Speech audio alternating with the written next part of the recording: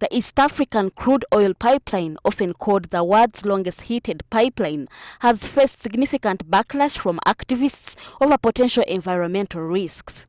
This pressure has led major banks to withdraw their support and abandon the project.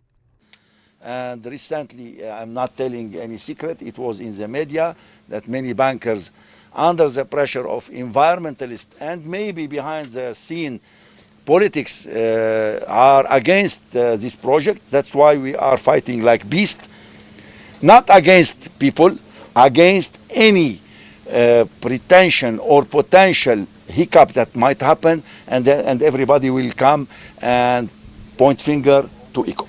Despite this, the Petroleum Authority of Uganda says that financing from international markets will be finalized by the end of this year.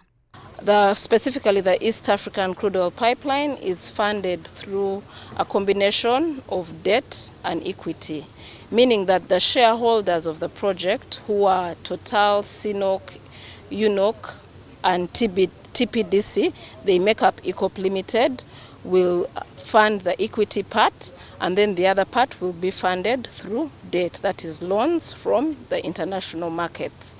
So right now, as the financing from the international markets is being concluded, the current shareholders are now putting up the equity. That's why the works on the projects are continuing, because the funding is not coming from one tranche, it's coming from. So for now, we expect that the financing to be concluded by end of this year, but that the works have not stopped. The works are continuing because the shareholders that I've mentioned, the 4 shareholders, are financing the works for the East African crude oil pipeline. Right now, the pumping station, which will be one of the delivery points for crude oil from the Tilenga and Kingfisher projects, is under construction. The pipes are being strung out, welded, and will be buried in the coming months.